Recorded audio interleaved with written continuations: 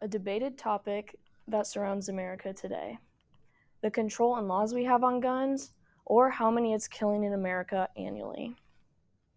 From all parts of America, there are very different opinions on the control and laws we have on guns, and ultimately how many it's killing in America.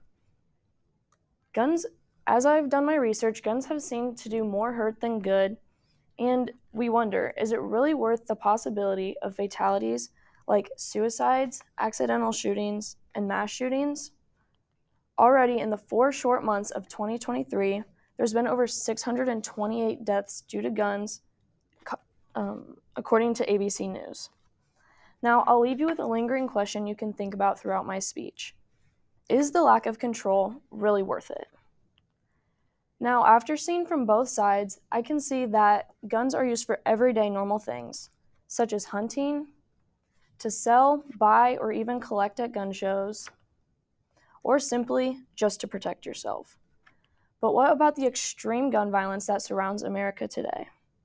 We have things ranging from school shootings, mass shootings, gang violence, and more. Sending children to school should never be something we have to fear, but in recent years, it's become much more of a common concern.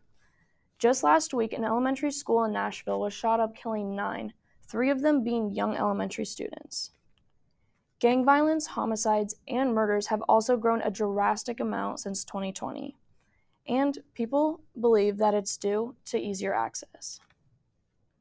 Now, some of us know that guns a lot of the time fall into the hands of people who don't know how to correctly operate them. Although accidental shootings aren't as common in America, they kill over 430 people a year, according to Biomedical Central. We can prevent these deaths by not carelessly letting people have access to guns who don't know how to operate them correctly or store them. From personal experience, it's traumatizing when you almost lose a loved one due to a silly little accident. Before selling people these guns, we need to at least make sure they know how to store and use firearms properly. As we move on to our last reason, it's the biggest percentage of deaths in America caused by guns: suicides. This is obviously a very dark and saddening topic, but it happens more than you think. Matter of fact, it happens all the time, and we need to bring awareness to it. We can decrease the number of suicides by simply just making sure guns aren't so easy to get a hold of. There's over 25,000 suicides a year according to Pew Research and the CDC, and by having control, we can prevent these tragic events. Now, we all know that there's very different ways we can prevent injury and death in America by controlling and protecting guns. We can reduce gun violence, accidental deaths, and suicides. Being more open-minded and looking at the positive outcomes that these restrictions can have will make a world of difference in our community. I know that no matter what, people will get a hold of guns, but we can definitely make it more challenging. Now, I'll ask the questions we all have.